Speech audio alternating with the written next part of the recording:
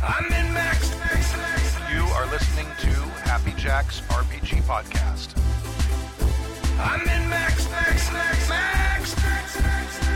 Pursuing the RPG hobby with reckless abandon. Why, hello. Hello. Hi. And we don't have a picture. Now we have a picture. Hi. Hello again. Welcome to season 22, episode 19 of Happy Jack's RPG Podcast. My name's Stu. I'm Abria. This is Taffy. And this is Jim. And, at 19. It's a 19. Do you remember? Does anyone remember that 19 song from 1985? Nope. 19. You remember that? You remember it, yeah. I'm an 80s baby. In World War II, the average age of the American combat soldier was 26. In Vietnam, it was 19. No, 19. 19. No, 19. I don't know, but that sounds like a Ravi getting to an industrial song. Yeah, right? Yep. It was like I don't know what you would have called it. I don't know. Oh, I need to sample that now. It was new wave, British 80s synth pop. I love some pop. Nice. All right. I can look this up. Yeah. How's everyone doing? Hi, chat. Hi.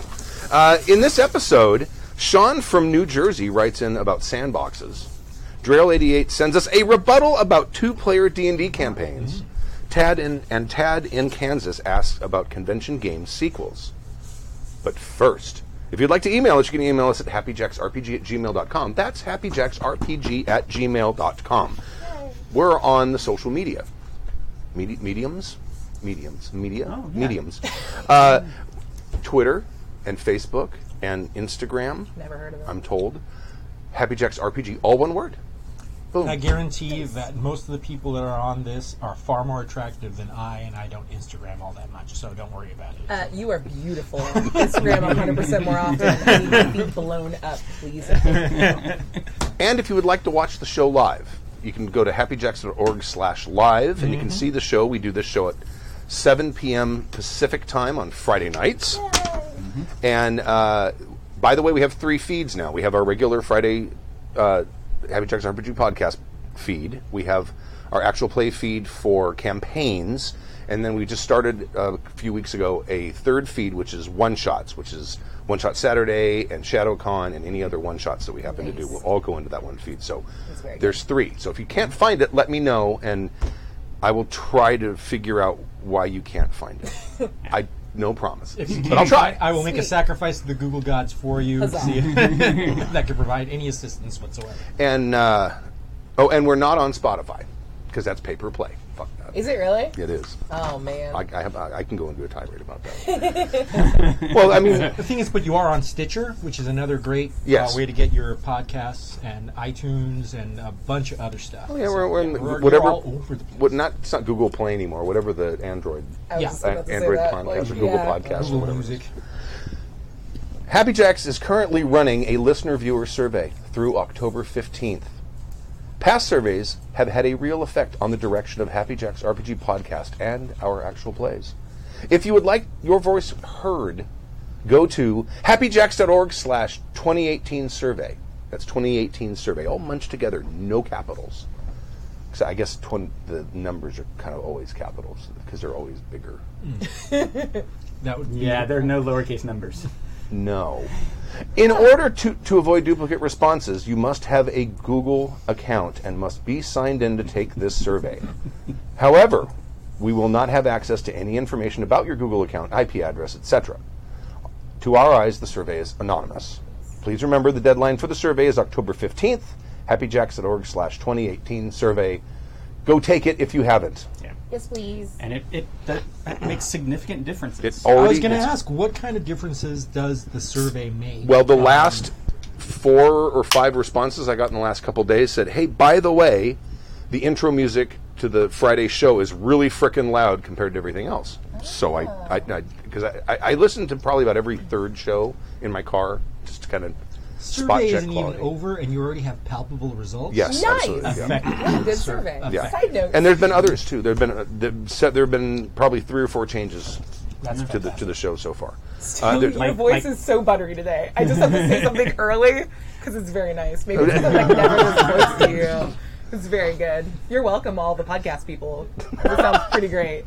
You know what? A compliment from you is like extra super plus good for some reason. It's because I'm mostly an asshole. That could very be it. Could very well be it, yes. I know my brand on a rare is pretty occasion. fucking rude. Usually, I'm not the type to go, and get all flattery, but you say something nice about me, and I go, Oh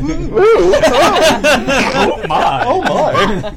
I feel so good about myself. Self-esteem plus 5. One of the changes I remember the most is shortening the actual cast. Because remember we used to go like 3 hours, Yes. and people were like, "Please stop." Right. That's- Well, that's too long. there were in some of those cases there will be some people who will say one and some people who Yeah. will say the other. And none of the stuff is in the actual regular survey questions. This all comes from comments that people leave near the end of the survey. From the essay portion of in the essay portion of the Yeah, survey. it's important But- for your SATs. And once, I mean, one person says something, unless I look at it and go, yeah, that could change that without it really affecting anything. But normally I'll get trends, because right now there's 190 people that have responded. Nice. Good So- job, guys. Wow.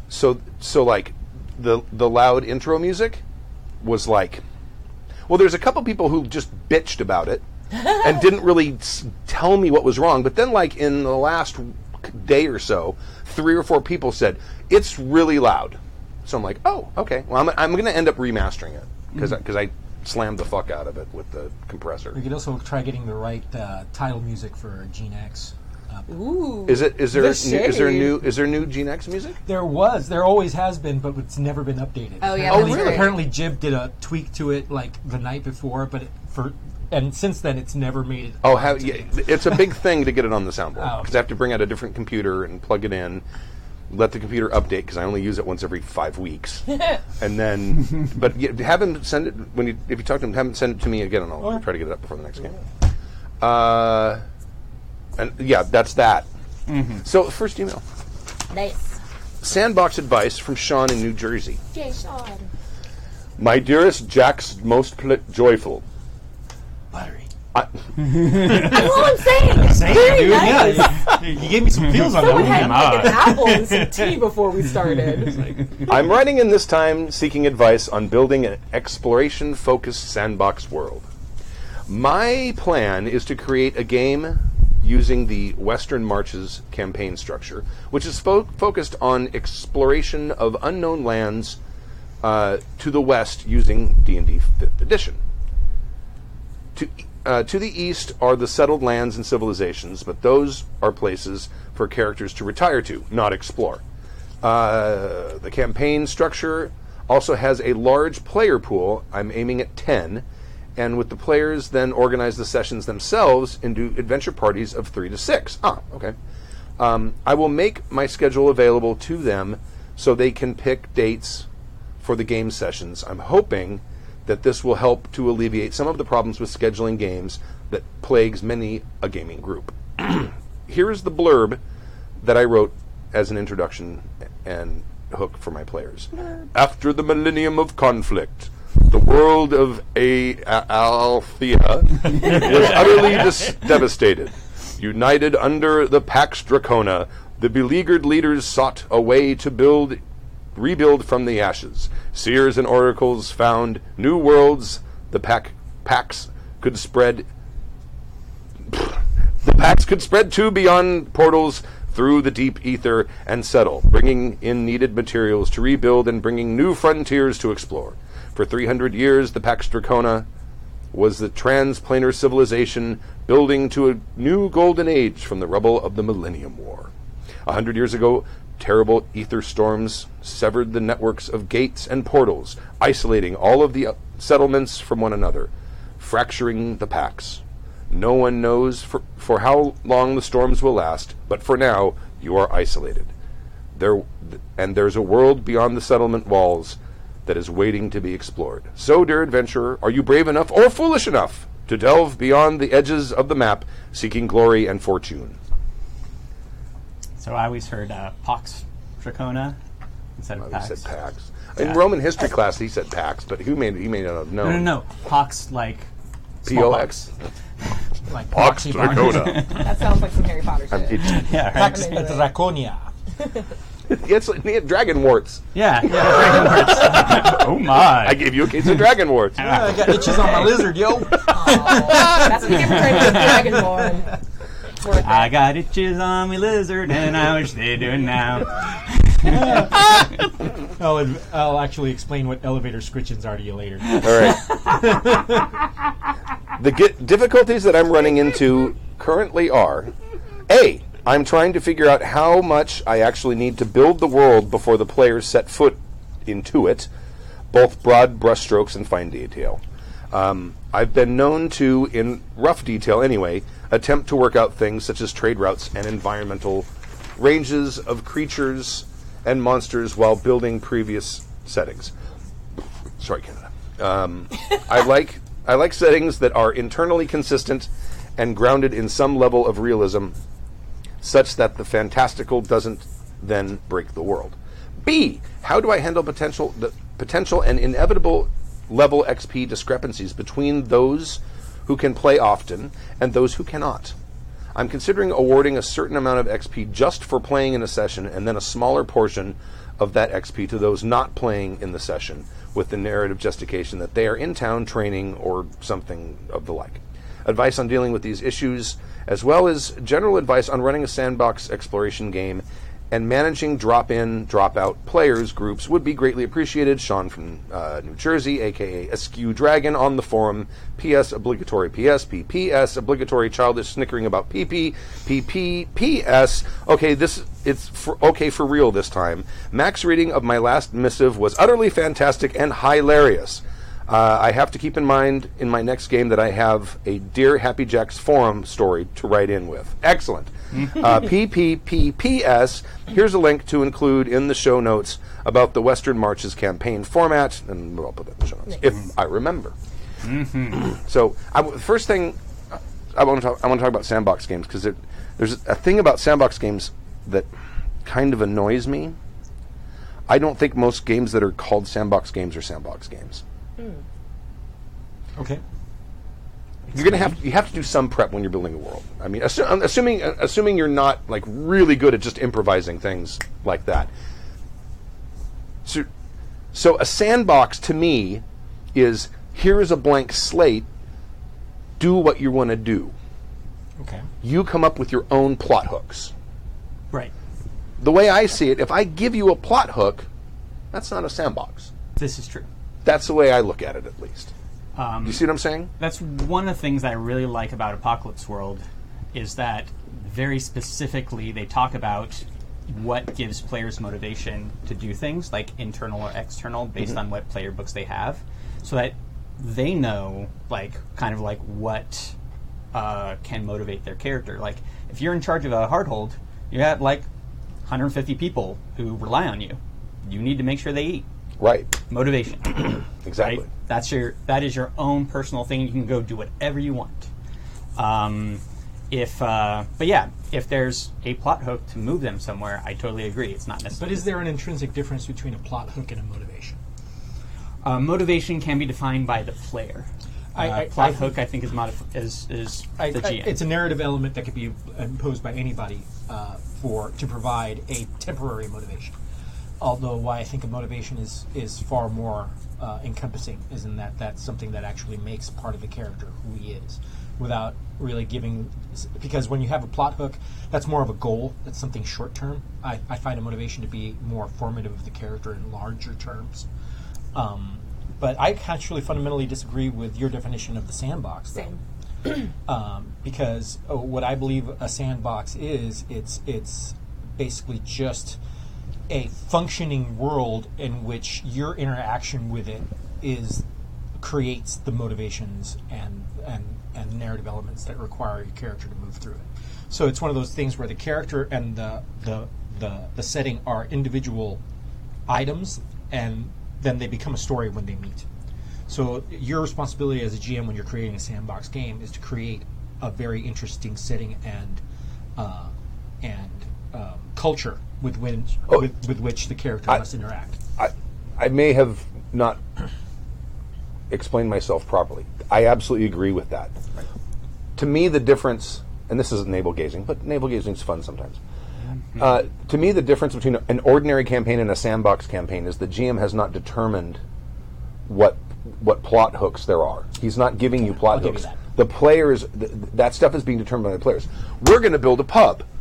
We're going to go out and fight crime, or they're going to go out and find their own adventure, whereas the GM is going to present at least the initial plot hook of the game. You know what I'm saying? That makes sense. It's just sometimes games get called sandboxes. I'm like, I don't know, is that really a The sandbox? thing is, with this game, you have an overall, if you want to call it plot hook, which is Exploration, yeah, sure. is the basic element. But Right. I'm not sure whether that's an individual plot hook or more of a theme of the I game. think what he's talking about more is that sort of like an open world, Right. where Well, you can go wherever you want. Yeah. And like So, like- normally campaigns just have that like here's a time locked thing that you have to like make sure you're of sufficient level and get to go finish in time. But yeah, to me like a sandbox game is just there's no pressure, but like you'll be bored to death if you don't do something, so go fucking touch that. Oh look, that thing has a quest for you. Right. Like to me it feels very like the TV show Westworld, where you can walk around and do whatever the fuck you want and interact, like a level of interaction will present you with options and choices and Right. You know, or you can do whatever. Most commonly, the term sandbox is used for a lot of video games. Yeah. You know, games like Red Dead Redemption is a sandbox game. Any Min- other San Minecraft. Andreas games. Minecraft is a perfect example because Yeah. all you're given is a setting, and Right. everything else is completely up to you. But I find that running a campaign as a sandbox can be extremely daunting for a GM, just because, and especially the way that he's describing it when he's describing several dimensions or planets or whatever.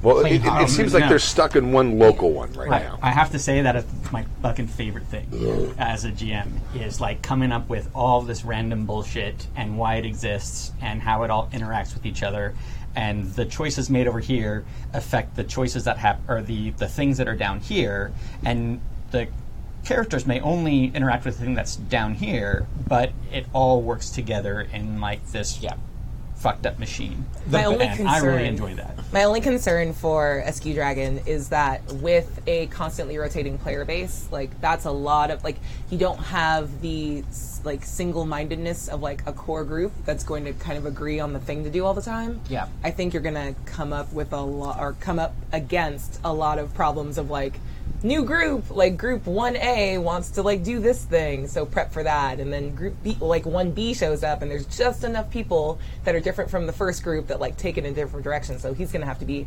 hella prepared all the time. Well, and that's the thing with what he wants to do with the sandbox is, like, one of the things that I think you really can do with this is kind of what you're saying is, like, some people are, like, in town training, but just have a camp. And the camp just moves, and the camp may go everyone's to the in the west, camp. and everybody's in the camp, and then See, the people who are on the game that day go off and do whatever delve. That's what I tried to do with my Traveler game, Ashes of Exodus. Yeah. There was a ship. There was like 7 or 8 players, and we would play whenever we had 4 or 5. So it would be different people. They were all members of the crew on the ship, and it worked out great until they decided. The party that was playing one session decided to abandon the ship somewhere and then travel by commercial space travel 3 systems away. Right, and then they are Perfect. eaten by a group. Right. And, So my conceit to keep all of the player characters, those there and not at each session together, kind of blew up. So I would think you probably need to have some kind of conversation beforehand, saying, Yeah. "Look, a camp. We have a camp with camp followers and support and all of this stuff with the was the first thing you listed prostitutes? camp followers aren't necessarily prostitutes. They're all they kinds. can be. They can be. Among the many things, they can be Among the many masseuses. goods and services No, no, that no. are provided They by can do camp both. followers, one of them is genitals. Find you a camp follower that can do both. Got it. And you've got a supply Got the train coitus wherever wagon you're from. But let the players know, please don't abandon the camp. Yeah. Right. Yeah. Because if you abandon the camp, it's going to get attacked by grooves. Or if you abandon the camp, then the campaign is over, Right. and then we'll play a different game. Yeah, but you know, and coming up with a conceit like that is actually very useful. The only time that I've ever done anything like this is in my Conan campaign, because I literally had 18 people that wanted to play in my Conan. Yikes. And not wanting to disappoint anybody, I did pretty much exactly the same thing. Whoever can show on this day when I'm available can show, and that's it. So what I had them make their characters at several different levels, depending on what I wanted them to do. And because of the way that Howard organized the Conan stories, it says, all right, in this adventure you guys are around 24, you're level 13, and you happen to stumble into Brythunia, and this is what's going on. Because they're all basically individual adventurers that just travel the world, and then every once in a while they meet up and they find they find some kind of adventure. Right. And the thing about it, I didn't really do too much headache about leveling or XP or anything like that. I just told them, hey, this adventure you're level 3. You're early on in your career. This is Conan as the thief. Right. And then, this one you're level 18. This is Conan as the king. And he never told the stories in chronological order. Okay. So I just followed the same format. I like that. And that really relieves a lot of pressure because each individual story is its own self-contained thing, but it has those characters. But the cool thing about it is that as we started progressing, characters go, remember when we went up into that island and there was the group of sirens, and they would tell stories about previous adventures. To people who weren't there, Yeah. right? Who the That's other awesome. adventurers that Wow, weren't that's there. so fucking And so good. tavern time turned into storytelling time, where I would give people extra XP for retelling stories about previous campaigns to people that weren't there. Oh, cool. Nice. And Also making those people who weren't there want to play more games. exactly, and also felt like they're part of the narrative as a whole because everybody could share all those stories. And Plus, you've also got, if there's like a meta plot to it, you've got more brains working on it because they have a more but the thing complete is, it picture. took about 12 sessions in for them to figure out there was a meta plot. Right. Because the clues were very subtle and very indistinct. And then, but the thing is, after they caught on, they really started exchanging stories because who knows who had an element of that larger story that needed to be told to the rest of the group. Right. So it really created a very cooperative group, even though they never played together all the time in the same matrix. They were always in the same living world because they helped make it. Right. Yeah. And another idea that I have for this is that if you're worried about XP disparities, go ahead and have the characters write up a story about what happened to them in the interim. Maybe create other narrative plot hooks that you can derive from those stories to involve other elements of the sure. game in, Yeah. and have them do some of the world building for you in that stead. So what you're doing is just like, hey, so you're not available to play. You want some extra XP and you want to keep up with everybody else. Tell me something else that's true about the world. Right. Nice. Give me some more information Yeah, that's a about good it. idea. And so everybody's involved in that, and the GM doesn't feel the entire onus of having to build everything by himself. Right. And another thing that I did that I thought was very effective in this type of thing is that I made a character in Fate for my world. I just took the fractal way out, and I gave the world about a dozen aspects Oh, cool. Okay. that were divvied up into about 4 sections. One was, atmosphere and weather type of things, cultural touchstones. Another one was who love and hate, the groups inside that, factions that liked and disliked each other, and troubles for the world, major events. And then from that fractal, I just sort of took one aspect and then spread it out depending on what story I wanted to. One of the great things about Facebook. See, that's one of the things I love to do for world building. I like to call it inductive building, where you come up with an idea for something. Like, I want this here, this group to be meat-eating elves. Cool. What would meat-eating elves make stuff out of? How would they do that? What would their culture revolve around? Would it just revolve around hunting? Would it revolve around people going out and a group staying in and making things? What would their situation have to be? Would they have to be in jungle so there's more living things for them to eat because they're only eating living things? And okay, well so they're like meat-eating elves are in the carnivores, jungle. you think? Yeah. Okay. Yeah. Okay. They're on Atkins. Yeah. They're obligate. They're obligate. They're ripped like carnivores. Jesus, though. Yeah. So once you have that idea of obligate carnivore elves, then they're in a jungle and they have certain their focus is on certain things in their culture, and then it just kind of grows from that single idea. Right. That's exactly. You And just also, pick little kernels of something. Yeah. And then and you build up you on can it. expand on the history because why did they end up this way? What was Exactly. the event that caused them to? Yeah. Right. How Or, they or spin are around. the other ones offshoots of this group? Are Right. these more of the Neolithic elves? Right. But, they and got one of the sloping things foreheads. that really gets on my nerves sometimes, and I call this the Star Wars effect, is that you go to a place and it's all uniform. It's an ice planet. It's a forest planet. Right. It's a jungle planet. Or whatever. In Yeah, trying to build a world, there's going to be lots of variance within that. And to make it convincing, try to make it not so uniform. And a last note. Nope, I'm getting in here, Jesus. And the last note on the XP disparity thing. I think there's been actually like a pretty interesting conversation going around Twitter, like on TTRPG Twitter, just talking about like XP as punishment for players that can't show up, and like I think as someone who's like hyper competitive, I totally get the idea that like you want to show up and you feel like XP is your reward for showing up, and you want to make sure that you're rewarding your players. But the XP isn't the reward. The story that you guys are building together is the reward. That is so, true. like, honestly, I would say for everyone's sake, just fuck the XP on this. Everyone stays at the same level. I like Jim's idea about like asking something of your players that aren't there to like help build the world and increase and help them like feel involved. But I don't think there's anything gained other than like a sense of if I miss too much, then I'm so far behind I'll never show up again. Might as well not show exactly. up at all. Right. So if you're trying to weed people out, yeah, use XP as a limiter. That's totally fine. But don't let XP be Brian can the never make it thing because of his stupid wife and kids.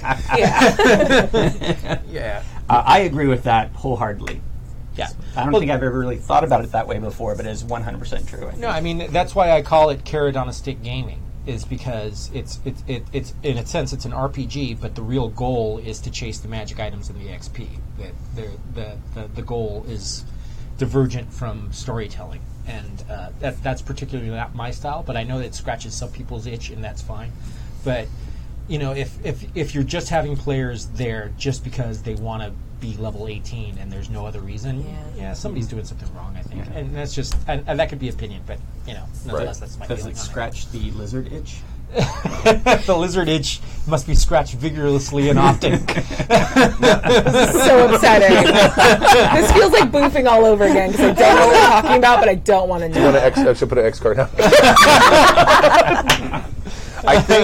I think The dragon's name is Gooch. I'm just saying. Pax Dragutia. to me, the biggest problem I see with this setup, especially having players coming in and out of the game, and the fact that it's an exploration game, is when players start seeing, okay, we found this interesting place. Oh, there's a mountain over there. We want to go to that mountain. One group is just going to be gone if they have enough supplies, and maybe that's the limiting factor.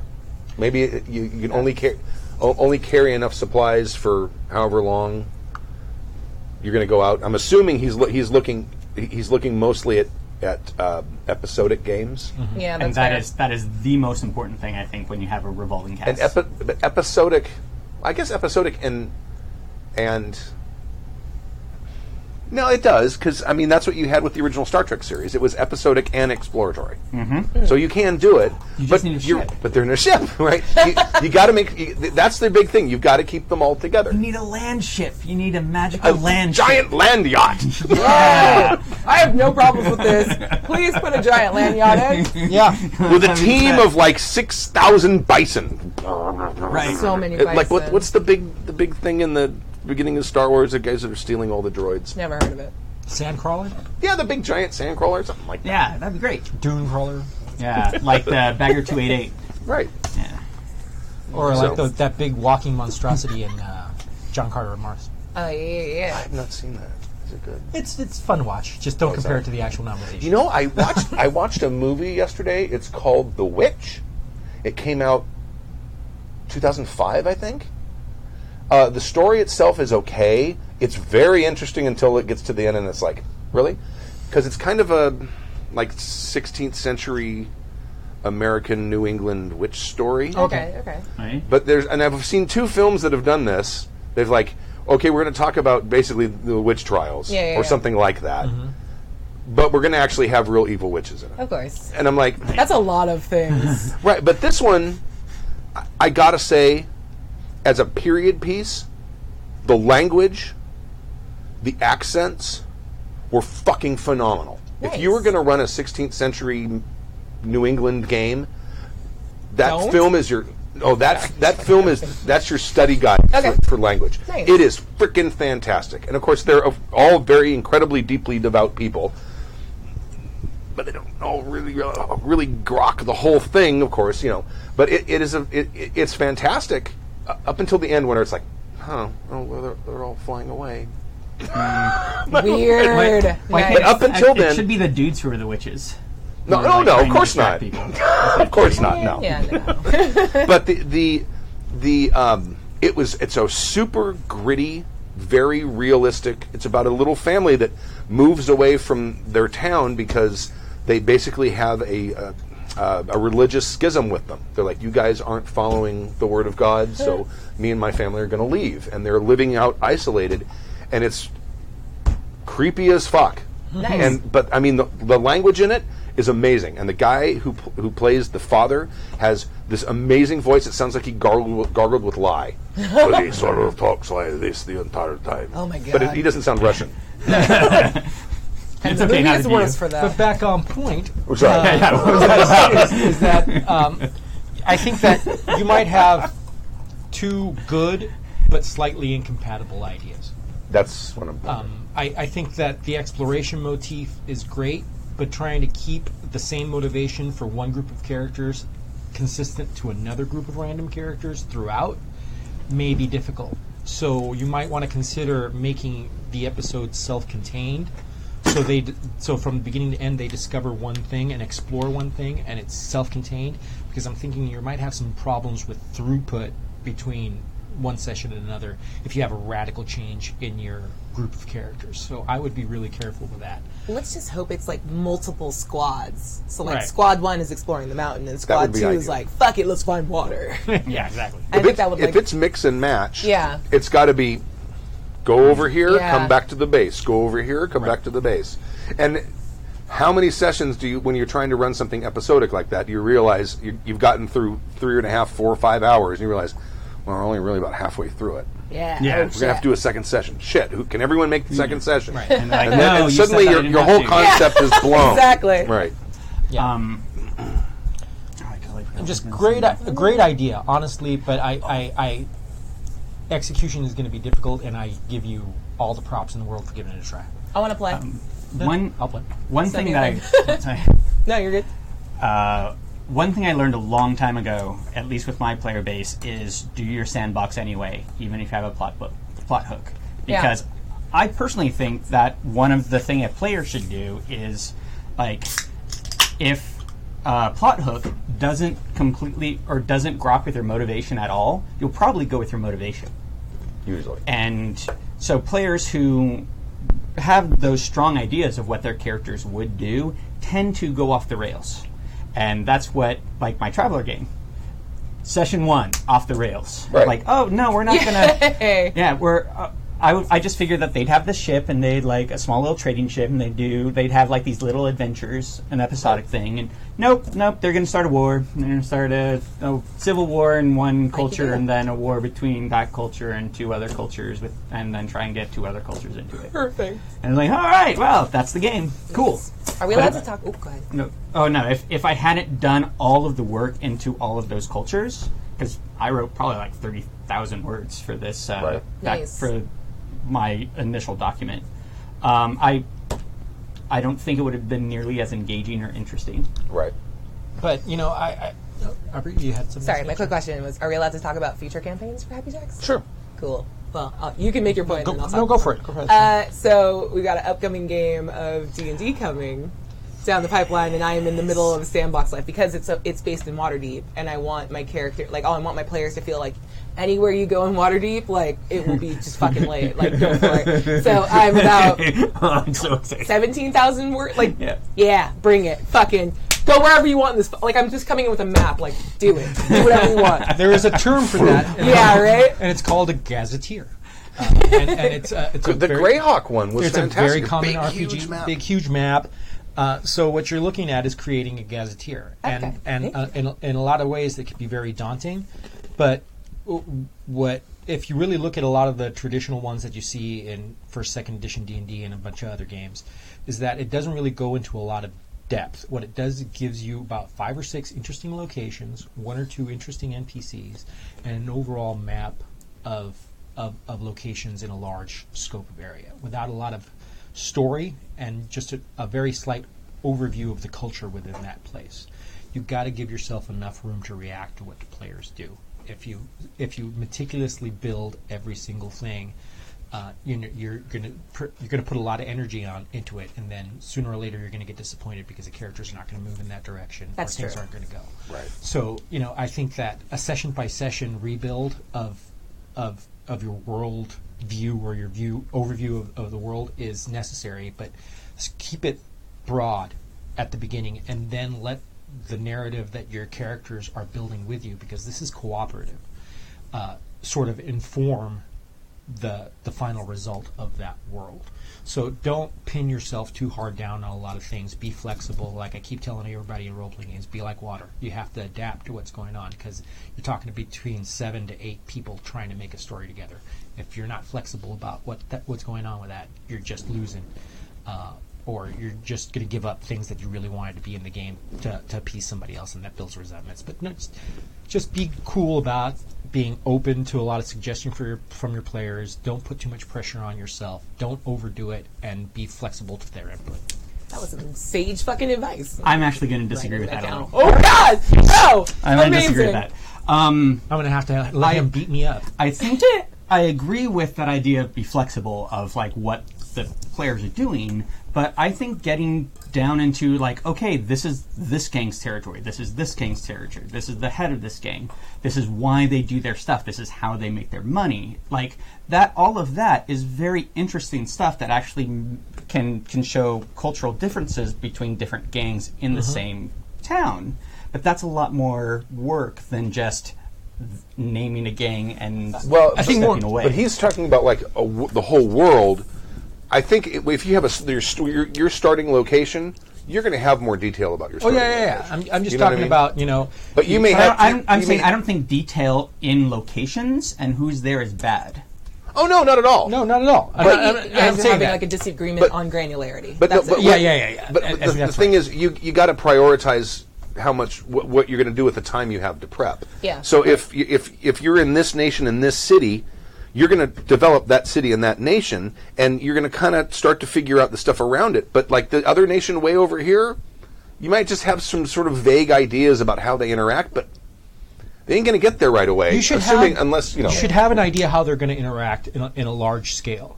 But until the players actually reach contact with that, you're basically burning calories for nothing at that point. Man, you guys need to do more cardio. I do 2 hours of cardio a day, and during that time I'm thinking about role-playing games.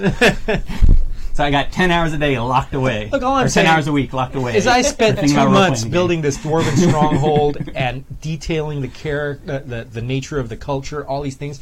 I had things about their language that only the royal names were printed in circles, because circles were harder to carve in stone. Ooh. Like high level of detail, Yeah. okay? And my player characters went there, spent a couple of days, were disinterested and left. Amazing. Yeah. That's You fair. know, and so I'm sitting there with these pages and pages of notes and the stuff that I love, and I went, and then they went off and did something else. And I got over it, but, I felt bad at the end of it. So There is something to say for like certain people feel more comfortable. Like if I have a world that I feel like I've built out enough and I have enough notes on that it feels real to me, that it'll allow me to improv better in the moment. Like that's just a DM style. Like some people are just like, I'm not going to prepare ever and improv at all, and everyone's got a Russian accent. Good luck. Like, right. trying something like this is me trying something different for once. But I think it's just a matter of like make sure you feel comfortable walking into the situation. Whatever. as long as you have a good idea of how the world is going to react to the way the players act in Exactly. a logical sense, you're fine. The minutia a lot of times is great and it adds a lot of vivid color to your story, but sometimes can be unnecessary because the other people at the table might have different ideas of what they're going to do. True. Well, We should move on. Because this is turning into a huge One more argument. point. All right, Hamilton, One one point. more I think having like the minutia and the ideas of where things are help with improv. Just like if you know the rules backwards, forwards, and inside out, you can make shit up on the fly because you know how the numbers work. Same with your world. If you know like the ideas behind your world, then absolutely. Like if there's a country that you don't think they're ever going to go to, and suddenly they go to the embassy of that country. You're going to need to make some shit up or have had some sort of So foundation. if you already have an idea of it, Right. or you've already done some work on it, you had an extra hour of cardio to do, Right. then But you that know, does it's make- already done. That does make It you helps less with it. flexible in the long run, though, because you will always have an idea of how something works, and that locks the players out of the process of building the world with you. My whole theory is, as long as you know the motivations, Yeah. that's all you need to know. Right. How much actual gold pieces are sitting in that bank is irrelevant. But you know that they want to keep that money in there, and you know somebody wants to take it out, and that's This the is- important part. That's Right. true. That's true. By the way, Blood, Blade, and Tusk, because I've consolidated all of the various books into one document, 67,000 words and 160 pages so far. How many changes? Because is that more for me to read now? No, there's not a lot of changes. There's been a lot of I additions. like reading the updates. Okay. It's a good game, by the way. Watch There's it. a- It's Yeah. nice. There's, we're gonna play again this Sunday rather than L5R because there's someone missing. Yeah, I just saw the name of the game, Blood, Blade, and Tusk. How can I not watch it? Also, 17,000 words? Yeah. Oh, I've got miles to go before I fucking sleep. I'm so excited to watch that. I wish I was in that game. I mean, come in and when someone's missing. Yeah. I'll kick someone in the knee to bring you in. A rebuttal on two-player D&D campaigns from Drail88. Who would like to read this? I All volunteer. right, go. Dear greeting, I started badly, so maybe I should not. Greetings, Jackers. Recently in season 22, episode 13, someone said, "Do not play D&D for two people; it won't work." Now, I question whether someone actually said that definitively, unless Stork was here. Let's go back to the tape. It's an odd one, so it was one that I was on. Oh, maybe it was you. Maybe Did you say it? I don't know if I Does it said feel that. like a thing you said? I mean, I make definitive statements like that all the time. I skipped something. Someone, Master Vidar suggested, as far as like XP and leveling go for the last email, his preference is to hand out levels when he thinks it's appropriate. Oh, I like so that. he'll we're going to play 4 games, everyone's level 2. We're going to play Nice. 4 more Take games. out the everyone's map. level- Right. Makes things easier. Sweet. Speaking of which, chat, someone go find episode 13. Figure out who said D&D wouldn't do. Watch, it's me. We're gonna put Is it someone on blast. it's 2213? I'll look it up 2213, right now. do it. No, you should be listening. No, go ahead. Be an active listener. To thee I say, a pox on your head, for thou art a coward in the face of a beast. Put in the work, people. Come on. Yeah, right. But in all seriousness, that's a nightmare. That was, and it smells. Good job. If I smell that, we're gonna It's fight. worse than a fart. Oh, no, it isn't. You know what? It was a gas station hot dog. Gas station hot dog face fart. No good. We keep it wicked classy Next here, time- huh, Face Jack? fart. Next time, eat street meat. No, actually, what gives me the worst is the Polish sausage you get at Costco. Oh yeah. They mess me up with the I burp. mean, I will get those every time I go to Garlic- Costco. yeah, That's two. my motivation to go Well, inside yeah, because Costco. they're like $1. Yeah. So just give me a Sweet. dozen of those. But in all seriousness, that is bull. For the last almost 2 years, I have been part of and ran multiple D&D 5e games that have been almost exclusively 2 players. And what I have discovered is that the story is more meaningful, the adventure is higher risk and higher reward. And most of all, it's easier to play. There's no waiting on 5 people to show up at one time. There's no having to find a big enough place to play. Small games are amazing. Not better than big group games, not worse. But saying that you shouldn't run a small group in D&D is the lazy way out. If you, as the DM, can't figure out, 10 kobolds against a fighter and a cleric, maybe I should change that, then the problem isn't with the system, it's with the person running it. 5e is easy. Running a game is a challenge in any system, but running a game well isn't limited to games outside of D&D. Rant over. Drail88 out. P.S. If this gets read and not the success story I sent before, I give up. Y'all heathens only want nightmares and despair. Well, JK, I love you all, and that's fucking amazing. Let me tell you, because I'm old and my memory is terrible. We actually read that email twice. We read it last episode and the episode before. We realized it about halfway through the second That's time. amazing. Kitty was like, "This is familiar." It's happened. It's happened like 4 times throughout the entire That's very time good. of the show. That's amazing. And also, This dude got lunch, dinner, and dessert, man. let me tell you from the survey so far, people like nightmares a whole lot more than they like success stories. I mean, that's That fair. doesn't mean we won't include success stories. Yeah. Have you watched the news lately? But people want the nightmares. It was like, do you love it? And the line is like that tall. It's like huge. It's like through the roof. And then, do you like it? And it's like half the size. And then meh. And then, like a couple people hate it. But then you look at success stories, and it's like the lines of love it and like it are like almost the same, and about half of the Yeah, horror story That's line. fair. So Schadenfreude is a thing. Well, and also you learn from mistakes, and Yes. learning from other people's mistakes is the best way to learn. And it gives Also, you a make good your laugh. success stories fucking interesting. Yeah. I don't want you to just rap. His was so interesting we read it twice. There you go. Then you did it. Do you know the Still favorite heathen. one I ever read was the one where the guy had like the linguist comment on how language affects things, and he had that the traveler yeah. game with the cat people, and he had to figure out how the cat computer was going to interact with the human. And he had a buddy who was like a linguist or something like that. And the guy's So like, oh, well, amazing. this is da, da, da, da, da. yeah, And it it just old. went into depth and how he went Mind-blowing. thinking. Totally mind blowing. Nice. But no, D&D cannot be played with two people. Sorry. Next question. Rude. Just fucking rude.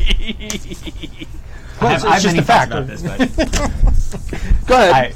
no. Go, Tabby. I don't. But So- I don't think there's anything wrong with playing it with two people. I think now 5th edition. I've only run one game of it, and it wasn't that long. It was only like 20 sessions. But when I ran the 4th edition game, which I think went longer than that, that would be hard to run depending on what the character choices are. Well, I think that is the Depending on the if you're running a crux of it right there traditional is D&D game. I'm talking about 4th. Well, that's true too. Yes.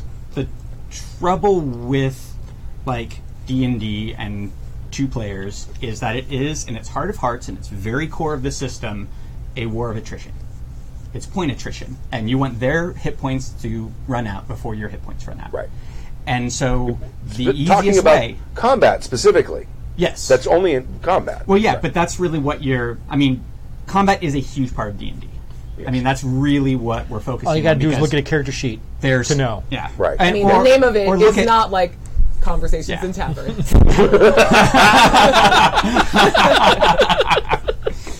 Although I played that game. Yeah. So yeah, the board game aspect, the tactical combat aspect, is a huge part of D&D, and one of the reasons why it's more difficult to play with 2 players in D&D than it is in, say, Apocalypse World. You know, it's a lot because of how that combat system is set up, that tactical combat system. So when you're doing attrition, one of the easiest ways, and this is obvious to everybody, I'm being super pedantic right now. But I think it proves my point. Yeah, right. The easiest way is to keep your levels high while theirs levels drop is have a healer. Right. So the easiest way to be successful in a D&D game of 2 people is have one of them play the healer, Right. Actually, and then that 2 kinda clerics works sucks. great. Fuck healers. You know, 2 but clerics could you're work, yeah. but you're very limited in those choices because now you got to make sure that the healer doesn't die. Well, then you have to have a character that has a high enough hit point pool that it can be pushed up again by the cleric. That it can't be have like burst damage take it down to dead before the healer can do something. Right. So then you're limited again in your choices. You know, you can have a paladin or a fighter. You can instead have like 2 rogues or a bard and a wizard, of course, but it's a lot easier to lose those games. You're going to have more of like kind of what he says, big successes and big losses, and you're really kind of most likely going to play until your characters die. Well, I think that one of the things that I gleaned off of this is running a game is a challenge in any system, but running a game well isn't limited to games outside of D&D. Yeah. And I think that sure, is the most absolutely. telling sentence in this entire thing, where I think that the preconception is that the meta for Dungeons & Dragons is finite, and you have to have your 3 rolls of DPS, damage taking, and damage healing represented in a group for it to function correctly within the D&D meta. And mechanically speaking, yeah, sure, if you're running around classic Dungeons & Dragons, true. But Yeah, really, if you're having 3 to 5 combat encounters per session or whatever the But design assumption is. if you're running a game that frankly isn't super combat intensive and the dungeon master is very good at formulating the encounters to fit the strengths and weaknesses of a character, it'll work just fine.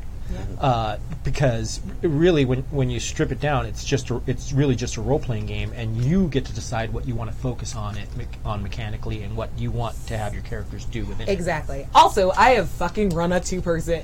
I made it a buddy cop. And it was it was a bard and a barbarian. Made no fucking sense. Just slapped a bunch of like potions of healing on them to deal with the lack of heals, and just sent them Oh, on yeah, their that's merry true. fucking Yeah. way. And like it's and by the way, for what it's worth, a bard and a barbarian is just Chris Hart or Kevin Hart and Dwayne The The Rock Rock, Johnson, yeah. and it was perfect and wonderful. So, like, once again, yes, D&D is built to be very much a combat system, but I think the beauty of D&D for people who do like it, and this is an anti-D&D table. I see you guys. Is that Oh yeah, no, I will agree absolutely. I'm sorry. Go ahead. is that it's combat heavy, but like its all beauty is kinda in the do. moments that you're like the moments you're able to breathe outside the combat. And I think there's something cathartic too, like living in a system that is battle heavy and then like making the most of the moments that aren't. That's like why action comedies are like as bankable as they are. And I think two-person, like, it's just a Kevin Hart, Chris, like The Rock vehicle. Just play that. It's fine. Do it. It's very good. Absolutely. That's amazing. You know, and I mean, look, my buddy Mike, his son just turned 9. He wants to play D&D. So he calls me and my wife, say, you guys want to come over and play with Buddy because he wants to play with the people that he knows. Awesome. I'm like, of course. And I'm doing that for my other friend Mitch, doing the same thing. But he so goes, good. he goes, all right, you got any ideas for a character concept? And I'm on the train. I'm like, yeah, sure. I want to play a Mogul, which is a frogman. Yeah. And he plays a banjo, and he's on a quest to find the Rainbow Connection. He's dating a female orc, and his best friend is a bugbear who wants to be a stand-up comic. Songs about rainbows Very good. on the other side. Very good. He's a bard, and I don't expect him to do anything spectacular, but it's going to be a fun game Yep. with a couple of people, and it's going to be interesting and neat. And you know, that's the angle that I'm going at it, is just sort of be fun for this kid, make him fall in love with the role-playing hobby. Because I don't think that a child is going to fall in love with, no, but you have plus 10 hit points if you go with his feet. Yeah, exactly. They're not gonna grab onto it. And my big theory is, if you can't make an 8-year-old fall in love with it, your role-playing game is wrong. Accurate. Excellent. Sorry. No more danger dogs for You sat me in the right place. No there. more AM/PM hot dogs. And they were the smoky, cheesy ones, too. You lost. That's me, one of buddy. the things You that my lost wife me says. there. This is what I'm putting a stop to after we're married. What? You're not eating at 7-Eleven anymore. Oh my god. Oh my god. I didn't realize I had that power. This is a step down. This is AM/PM. AM/PM. Have the 7-Elevens in Japan are so good. Oh my Everything God. Japan's so fuck good. Best. Japan 7-Elevens. It's all about Lawson, son. Yeah. Throwing that shit down. What's right Lawson's? now. It's like the 7-Eleven, like, Piggly Rival. Wiggly is all Oh, I got to okay. say. yeah. Never heard of it. Is it? Where is it? Is it regionally? Stuckey's is good. Yeah, too. it's just all over Japan. Oh, really? Oh. So, like, 7-Elevens are actually, like, pretty nice there, and Lawson's are, like, their big competitor. Yeah. That's cool. Sorry, it was just So what is the food at 7-Eleven? Yeah. I'm curious now. fucking delicious. Yeah, they have like the onigiris. They have like places that get like hot steam buns, like out of the All snacks. Okay, Yeah. so They then have all Like the snacks 800 kinds ever. of, like, fucking cup of noodle. Right next yeah. to my house, they opened up this like 7-Eleven-ish. It's called Long Beach Convenience Store. It's open up 24 hours. It's the exact same concept, and they have the hot dogs, other thing. Right. But it's run by these people from India. So they have these freaking samosas. Oh my god. I will fight for a samosa. I'm pretty sure I married my husband just so I could be closer to Vegetarian samosa. samosas, and you can tell that because if I show up early in the morning, I can get them because they disappear afterwards. It's probably somebody's mom that just makes them. Right. Yeah. They're freaking amazing. And I'm going, this is the best convenience store meal I've ever had. And they go, here, try this. You want to buy one of these? And I'm like, I'll take 2, please. Thank you. They have the little like chutneys. come with it. Yep. The- 2 different varieties. Yeah. They have Like a mango green. one and a mint one. Yeah. Yeah. Green mint, red sweet. So good. Sweet. Also, just to say, like, yeah, you may be burping a lot, but that buttery voice, it might be worth it. Maybe. Yeah, Maybe. just a little devil's advocate there. Like, maybe keep that shit up. I don't Shoving know. low-cost wieners in his mouth improves his voice. Exactly. You may have broken into something. Let's send it out to all my VO friends. Stu, this was free. Thank you, Drill88, for the email. Anything else about it? You run D&D the way you want it, and it's all awesome as long as your players are having fun. You got this, Yeah. boo. Fuck anybody else's opinion. And Except mine. Because you know what? Armor class, hit point attrition. Fuck that shit. I love it. It's my favorite. Like, I play 140K for that. I'm kidding, but I'm not. I like a scratches little my fiber joke. in my diet every now and then. Just give me like a good crunchy game to be like, I'm gonna run the numbers. Yeah, that's what I love Shadowrun for. That was my I totally widge all the numbers in Shadowrun because it's the best thing to do. And you're working on a Shadowrun game to run. yeah, right? yeah. I'm working on Shadowrun. It's super crunchy. Right. Yeah. extra. Twilight Remind me. 2000 Crunchy? No. Or you need a slide rule? Legitimately? Figure out grenade deviation or something? Yep. Did you ever play Starfleet battles Yeah. Yeah. Oh, with the 30 So many charts. line impulse chart thing? So many charts. It's a That sounds fucking awful. It's a Star Trek ship combat board game, like a war game. That sounds amazing. Twilight 2000 that had 3 pages on how sailing ships work. I'm going to choose to reimagine that Twilight 2000 was just about the Twilight games or movies. Books. What are they called? Yeah, just Sparkle Vampire. No, after you read your When they're little kids? 2000s rules, Yeah, Twilight super for cute. you is basically what I would play that. In like the kindergarten playground. Swear, I want to That'd be make adorable. Rule Quest. Rule Quest. Rule Quest. Part of the actual thing is you gain XP for finding the rule in the book. Oh my god, that's amazing. Oh, but they use the Rule Master system for that, so it's really hard. Right. And no PDFs, and they're not, or if there are, they're not When searchable. Paul and I were designing it, was a 10 D100 system. You rolled from 2 to 10 D100s for every resolution. Well, Fatal uses the D1000. It uses 3 D10s to get. And the amount of time it took for all the D100s to finish rolling was actually part of the end result of the time. Right. That's And like then you rolling a realize golf one ball. was an everlasting gobstopper. No, it Like, was just fuck. we were sitting there, we were bored, and he just graduated from college as a logistician and was delivering pizza. Irony, and we were just sitting at his dad's house, bored, and let's try to make the most complex freaking game we possibly can, and we just kept piling rolls. It's a We had prog like, rock of roleplay games. yeah, little like 500 pages of bullshit. It's amazing. All right. Nice. Con game sequels from Tad in Kansas. Tad. I'll read it. All right. Oh, probably it's my turn. I stopped paying attention. It doesn't matter. There's only 3 emails, so. Okay, you should do it. Hey, Happy Jacks. I've run games at my local con, TsunamiCon, for the last couple of years. This year, I thought I'd like to revisit some of the pre-gen characters I've made and do sequels for a couple of the previous games. While the epilogues I got from the PCs in one pointed in a strong enough direction, the sequel pretty much writes itself. For the other, I'm in a bit of a loss. I know you've done a lot of con game series in the past, like Big Blue Monkeys and Freak Show, and wondered what sorts of approaches to sequels have worked for you. Should the plot be more or less connected to the previous one, explore something in the PC's background, etc.? This might be equivalent to asking for the URL of the Ideas server in New Jersey, but I figured it was still worth asking. I think the URL for the Ideas server was offshore of New Jersey. I don't think it was actually in New Jersey. I think it was on an offshore. It wasn't SteveJacksonGames.com, and that's where you give them your idea for a GURPS book. Right. No ideas survived contact with New Jersey. I think No. That's very good. Now, I've run Big Blue Monkeys from Outer Space was the sort of pulp thing I ran, and I ran Dead it. Presidents was Right, a that's huge another one series. too. Although Dead Presidents is usually different player characters every time because there's 40-some presidents.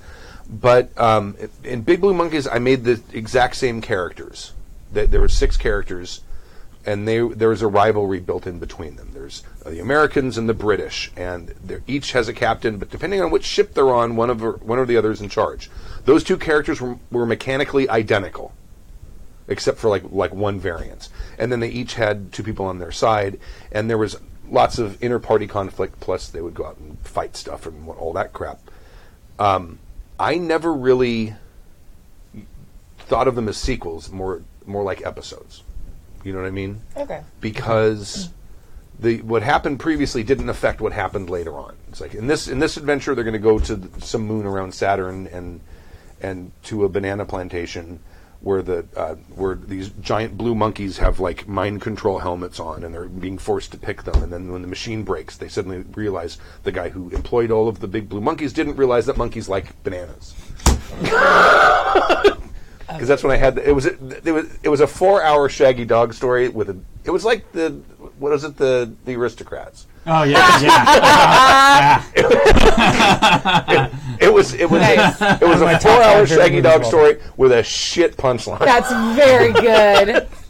That's very good. But I know that Freak Show uses the same characters, but then again, I think it's episodic. They're not sequels necessarily. My concern, if someone else was talking, go ahead. I just want to jump in really quick because I only have one tiny thing to say about this because I've never run a con game, so I don't really have a lot. But you will at the next con, right? Okay, yeah. You will at the next con, right? Okay. He's the guy that organizes. I know. That's why I'm like trying not to make eye contact right now. Like I'll go and I'll run late for it, but yeah, I'll be there.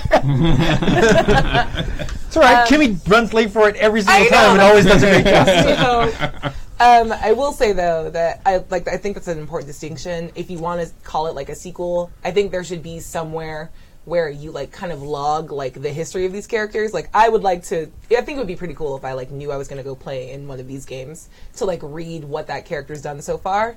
So like That's an you interesting step idea. into the role and you're like, okay, I know everything that like character X has done up until this point. So like it's kind of informing like what I want to do next, and you get this part of like you get this like feeling of legacy where you are part of the thing that's like built this character instead of just like I'm going to come here and do whatever and it doesn't matter that's pre-gen because none of that means anything to me because I exist only in this moment. Right. Cool, that's it. Okay. And for those people that say that it removes my agency if all my character background is already done for me, go eat a bowl of dicks. Like a And hearty how. bowl. All of those. Well, see, Breakfast It's a of con champions. game. Get over it. What I've been doing at con games lately, I don't name the characters. I don't come up with their personalities or anything like that. I just give them the stats. Yeah. And it's like you flesh the character out and tell me who it is and what their problems are and stuff. And It's the best way to I do just it. don't care. Because then you don't have to go through character generation, but somebody still gets to do something with the character. that's Right. on there. So I don't mind if I have a character already written out because, well, it's like you're getting a role. You're like, okay, well, how am I exactly. going to act in this role? Right. So, I mean, you still make it your own. Yeah. I would like to just repeat everything Bria said because it is what I would say was going to say, but way better. No. Like seriously, to be able to see what happened before and Yeah. build off it. That'd be dope as fuck. It'd be awesome. I mean, you could do it on a blog or something like that, Yeah. and then just put the Yeah. URL in when you read Yeah, Exactly. you sign up for the game. You're like, oh shit, Yeah, it's that's a thing. fantastic. But also, one of the great things is to just let's say if in your previous game there was a big climactic ending, set the next game at the aftermath of that climactic ending, so you can start the game going, and then the world ended, and you're here. That's always very fun too. And so you could, if you set the stakes at the very end of your initial game high and make it into a big sort of thing, you could turn it into the beginning of a next game very easily because you're already setting stakes and you're already setting a goal for the characters, which is either to continue on with what happened or try to stop or fix what happened. Right. Now, Stork's in the chat room, and he says that Freak Show was episodic, but I found that people return and want to play the characters they played before, sort of making their own sequel. Okay. So, and That if I it's feel a too. small convention, that very well might happen, Yeah. especially if they had a good time in the last game. They're like, oh, so-and-so's running that again, I'm going to sign up again. I mean, Been a lot of congratulations, you're just in the world's longest campaign. Right. That's all you're doing. Yeah. we only play 3 times a year. Yeah. All right. Well, in this 12. case, TsunamiCon once a year. Yeah. Yay, TsunamiCon. Yay, Tsunami We've Con. had 30 sessions. We've lost 3 players. Right. But I Very think good. now, other experiments I've heard of that I think are very interesting is the idea of having 2 adjoining sessions. Not adjoining. What would be the Concurrent. consecutive sessions, where people can sign up for both, have that option, and you can run this game and then a sequel, in a second session or the next day or something. One of the really interesting things is John Wick did was he ran a World of Dew game. And What's World of Dew? It's basically a Rokugan in his own version. He did like a new version of a Japanese Okay. RPG game. No, World of Dew was Ben Warner's version of it, which is the Underworld. It non-samurai. It's basically just non-samurai player characters in that world, Okay. doing things like illegal things. And he had blood and the samurai game was named differently. But what he did was he ran a World of Dew game, and then he ran another game, and those 2 games informed the LARP that came up afterwards, and the Nice. LARP was the immediate sequel to what happened in those 2 role-playing games. So all the combat-heavy kind of like stuff that's really easy to do with rolling dice, he did at the beginning, set up the court situation at the end, I and like did the that. LARP after that, Cock which was around. absolutely fantastic. That's awesome. That guy is such a good storyteller. He's a fantastic story. He's He's a fun. nut bar, but he is such a good storyteller. I love him to bits.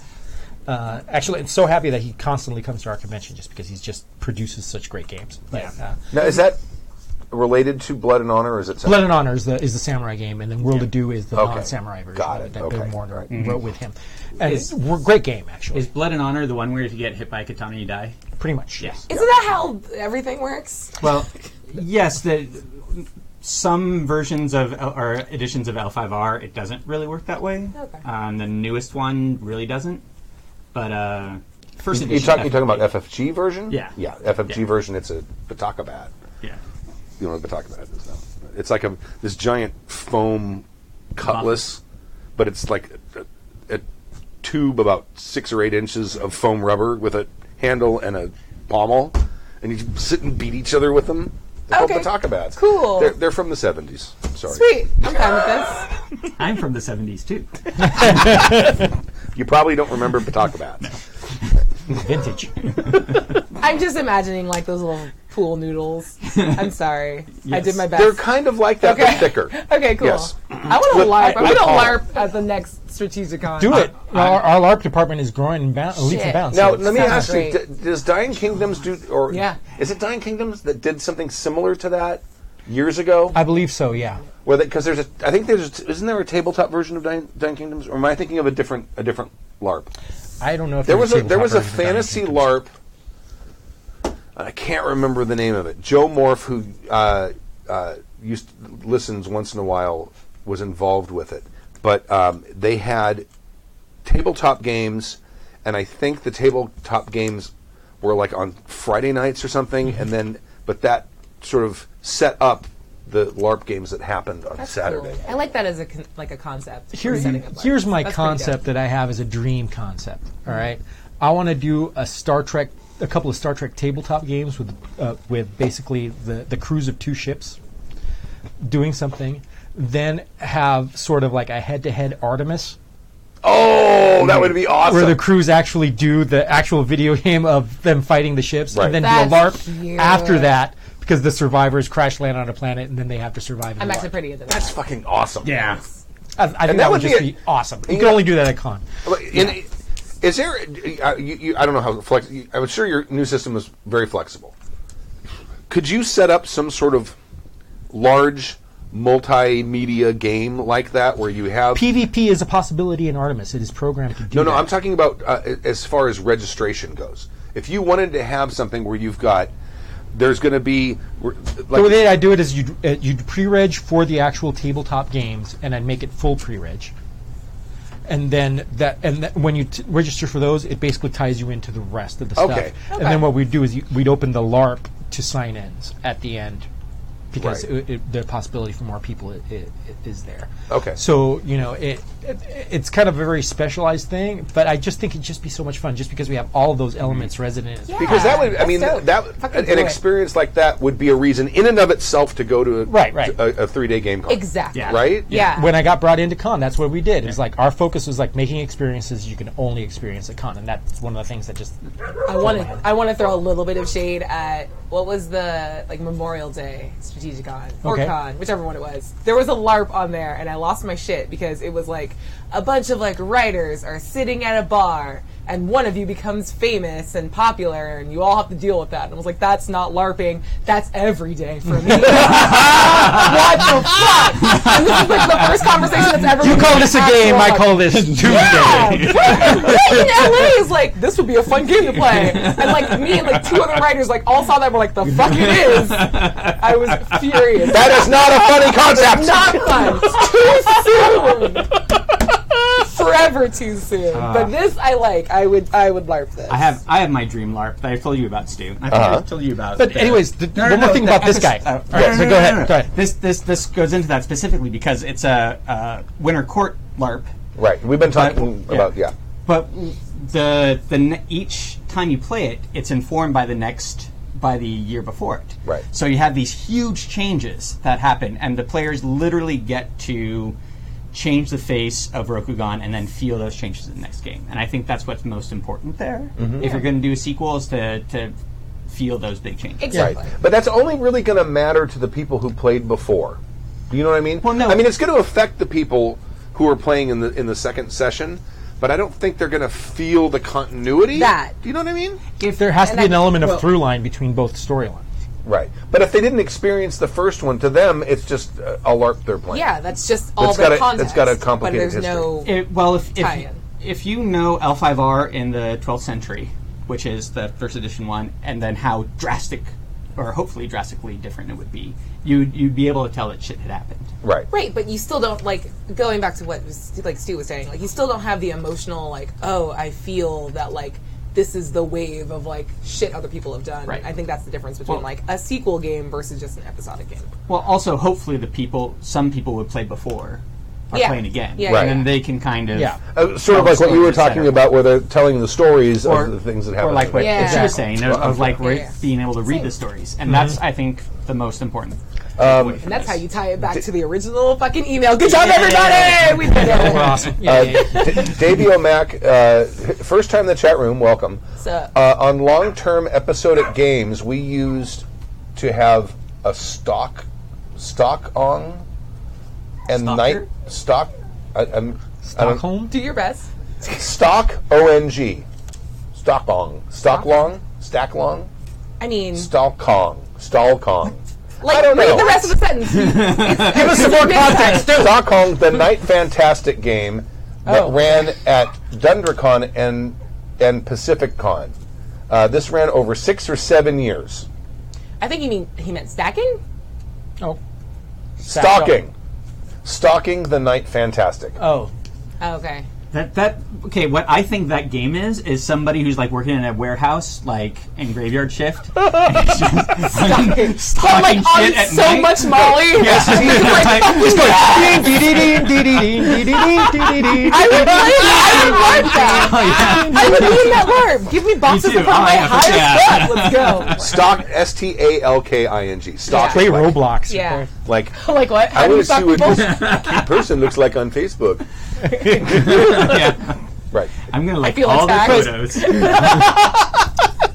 Don't know I like it. But along what Tappy said, it's actually the fact that when you feel a palpable change in the world, it gives you sort of that emotional connection, which is why I like the idea of maybe having the time in between the two sessions be sort of vast, and then you start it in a fairly well-known setting like Forgotten Realms, and then you have the characters do something that's very world-changing, and then the next session people are going, why is this so radically different than the Forgotten Realms I know? And then you can tell them, well, the other player characters in the previous game did X, Y, and Z. And that's Why is there a lake where there used to be a giant city? Word. Right.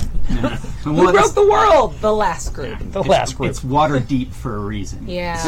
Aw. It was Brian. Brian Very did it. good. It was very good. But I like the idea of doing messing around with things so that there's a certain kind of continuity. My only concern is that the players Yeah.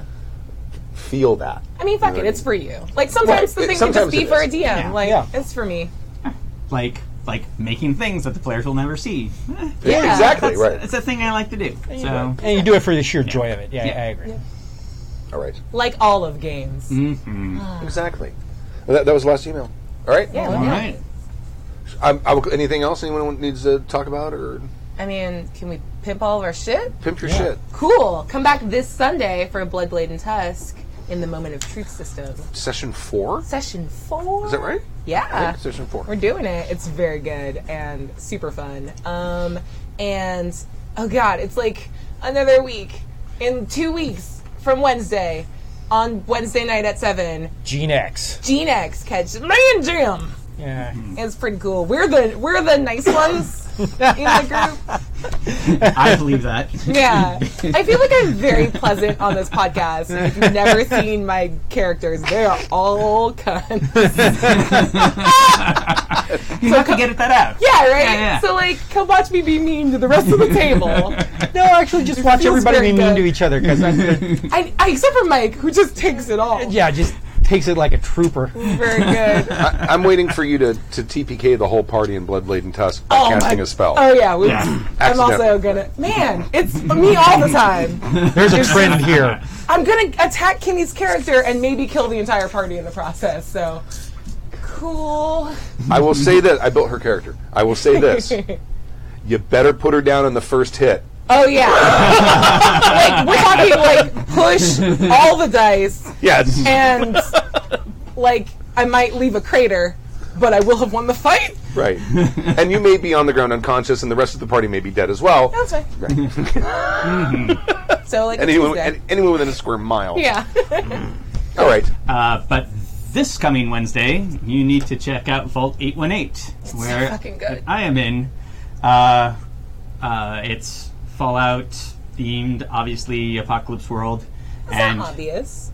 Well, it's You should Vault- like explain it Vault. because that's Yes. very cool. Well, yeah, it's like Fallout coming out of a vault in Burbank, and we all think that we're descendants of characters in movies because we all believe that movies are actual the historical. archival record. Yeah. So And the Burbank Vault would probably have the best movie selection. oh yeah, Right? yeah. So good. My character's name is Hannibal A-Team.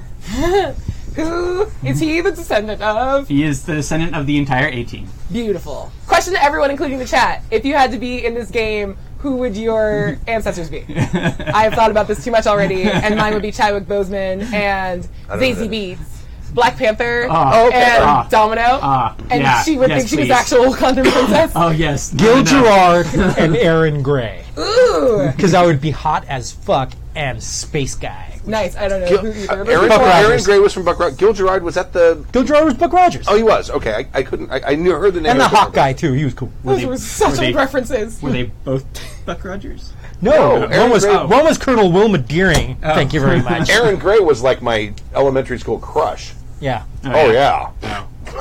She's still I'm hot. great with She it. still does the convention I circuit, bet and she she's is. still hot. I One bet of- she is. One of the Kick the stones to that for a nickel. one of the lineages that I thought about doing was Flash Gordon and Shaft.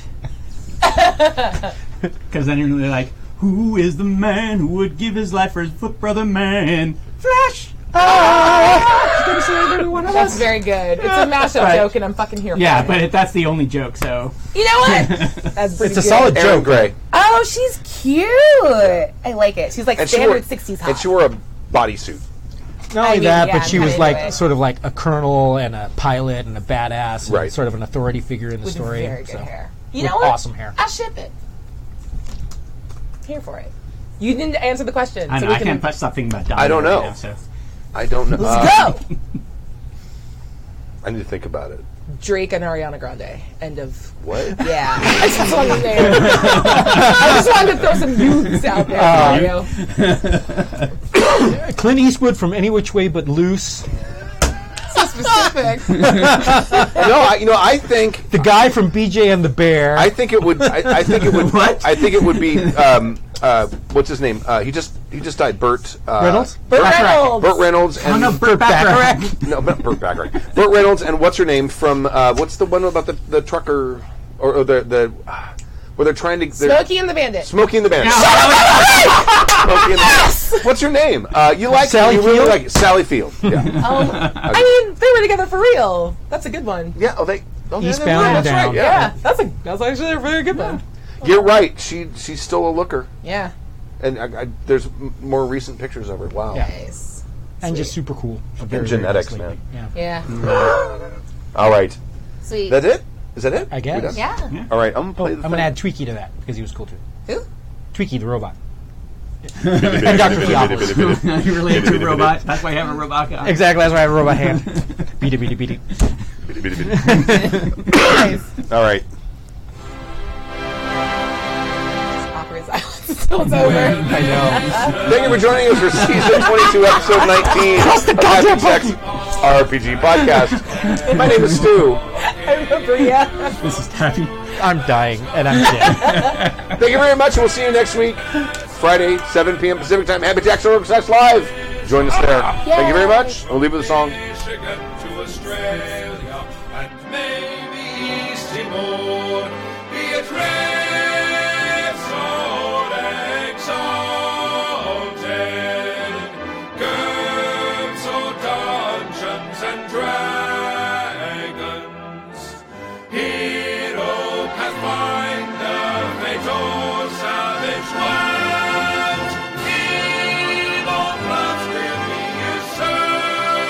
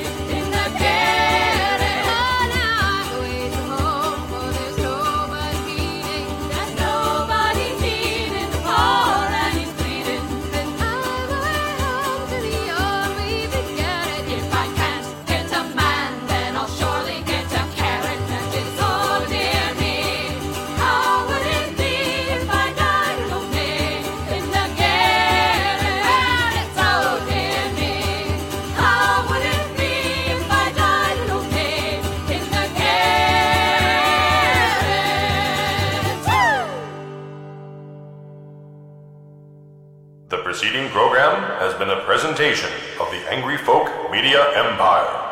Bum, bum, bum, bum, bum, bum, bum.